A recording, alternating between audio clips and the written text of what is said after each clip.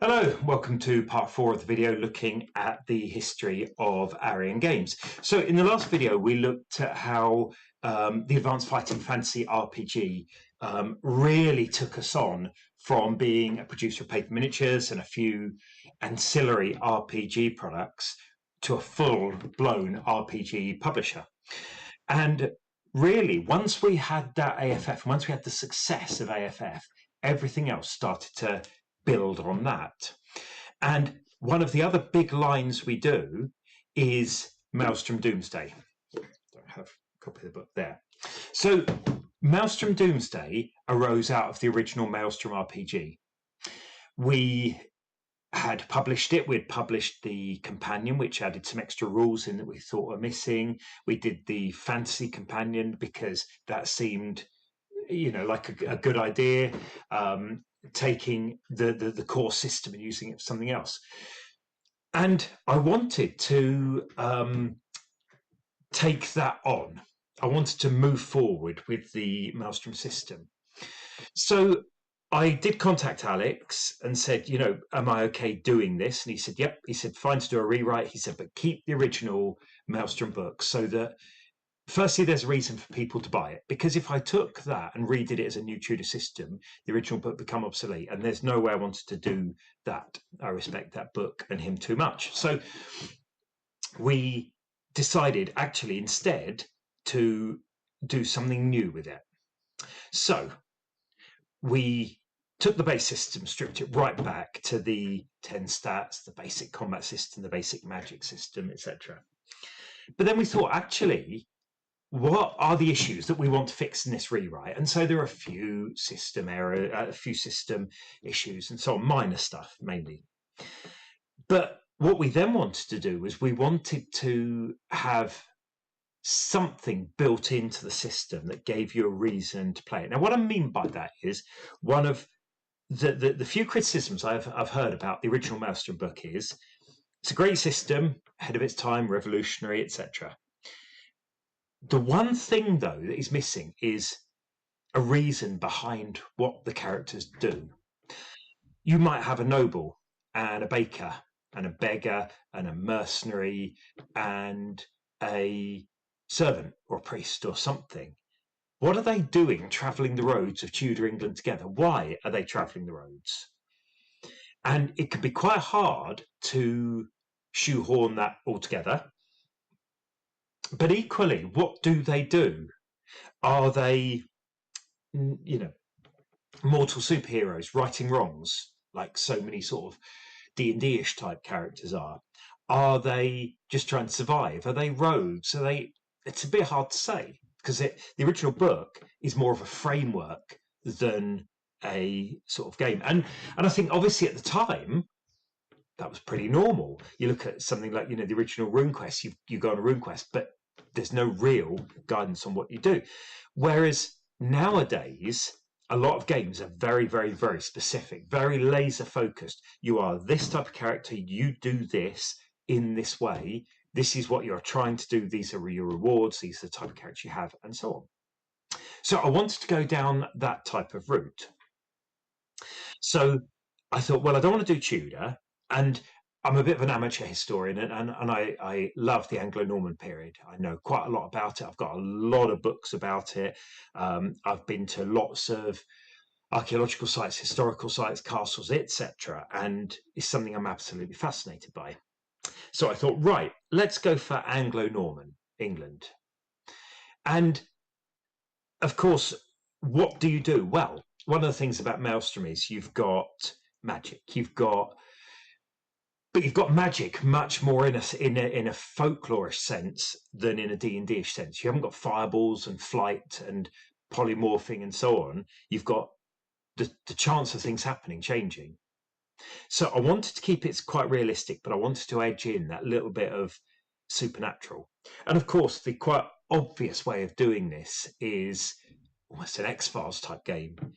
The characters are trying to find out what is going on. Now, the Maelstrom, in the original book, it says you can have breaches through, so we incorporated that into the magic system where breaches mean that anything can come through, so ghosts and boggarts and barghest and giants and dragons and so on and so forth.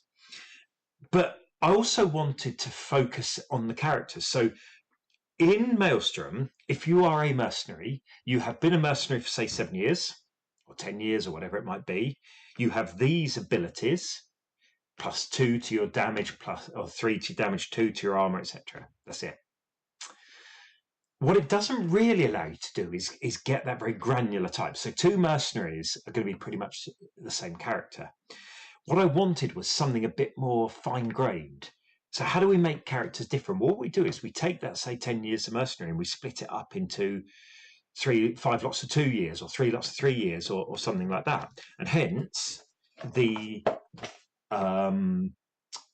life path system was born. So we obviously took inspiration from something like Traveller, and there are other life path games out there. So rather than creating a mercenary with 10 years experience, you could create a mercenary with 3 years experience, or 6 years, or 9 years, or 12 years, or 15 years. But equally, you could create a character who's been a mercenary and been a priest. Look at the Cadfael books. A very famous example. Brother Cadfael in that, he's a monk and he's a herbalist, but he was also a crusader and a warrior. So the life path system allows you to build a character that is very real, feels real in terms of its background, in terms of its experiences. And what we then did was we looked at the setting, and 1086 seemed an obvious point. First, you've got the release of the Domesday book, which categorized everything, and hence Domesday, which sounds very RPG-ish. But you've also got, in the very recent past, effectively a genocide in the north of England, where William the Conqueror marched troops up, and he slaughtered anyone who didn't agree with him, anyone who opposed his rule, Saxons, Danes, whatever. He razed villages to the ground, whole villages. He pulled down churches. He did all sorts of stuff.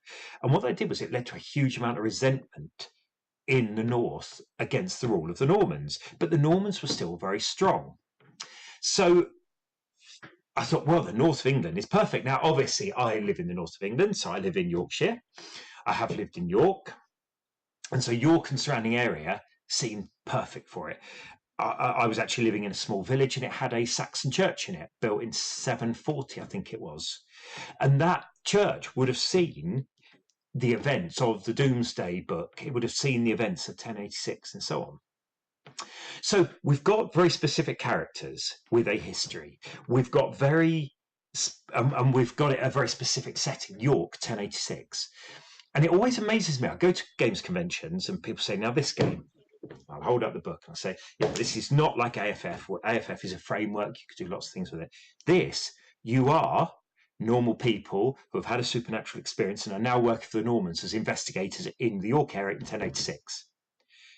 It's laser specific. It's laser focused. But what it does is it makes it much easier then for a director, a GM, to hang your adventures on it, because you know what the characters are doing, you know where they're doing it, you know the setting, etc. And anyone who's got even a basic grasp of history can easily pick it up. But equally, you can quite easily find out that history. So it's very, very local. And indeed, the very first adventure we released for it as part of the Kickstarter, Beasts of Ledsham, back in 2000 to 2007, I lived in Ledsham. So one of the NPCs lives in a house built on the site of where I lived. And that was written in conjunction with a friend of mine who played cricket with me for Ledsham and so on. So it gave me a real sense when I played through that adventure, and I did play through it as a player. And as a GM, and it gave me a real sense of feeling, because I could look around me and see the lane, see the local layout. And of course, the success of the original Kickstarter led to other books. We've got the campaign. We've got campaign book 1 here, again, chunky book.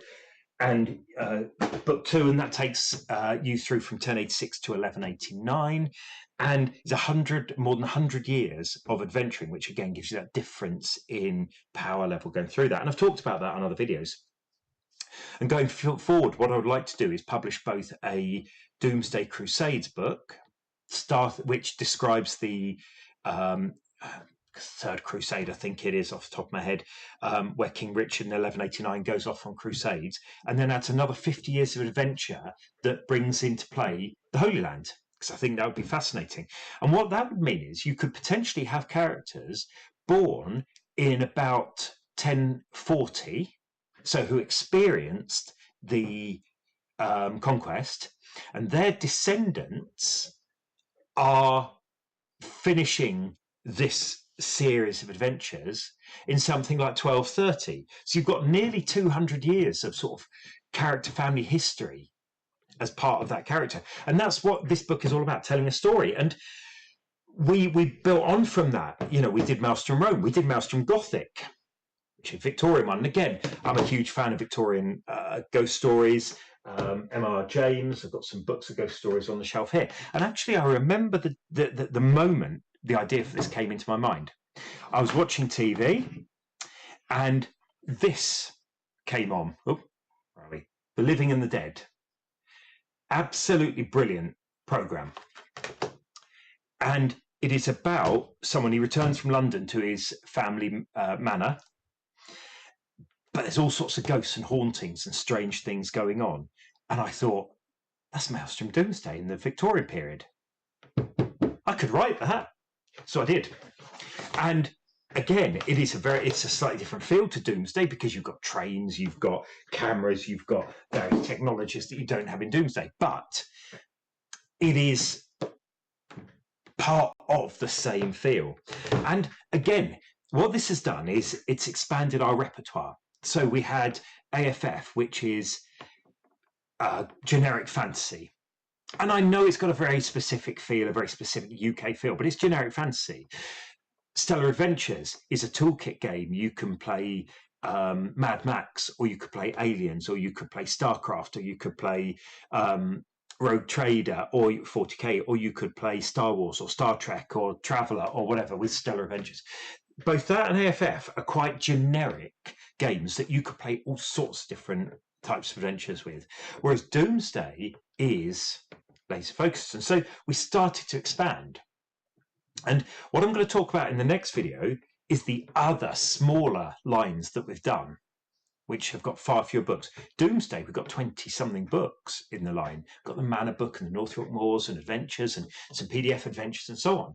And what it's done is, although both this and AFF are building on existing RPGs, what they've done is expanded our base that little bit. And very often there's not a lot of crossover between the fans. I'll talk to people at conventions and they really, really, really love Domesday, but they're not really interested in AFF, or vice versa, because they're so different games. But that, again, for us is a good thing, because it broadens our fan base. So this is still part of our 20th anniversary celebrations. There's still another couple of weeks to go of that, so still some more videos to come out. The sale is still on, and then on Saturday I will send out the next free gift. So if you buy something during the week from our store on Drive-Thru-RPG, you get sent a free gift at the end of that week. So until the next video, thank you very much.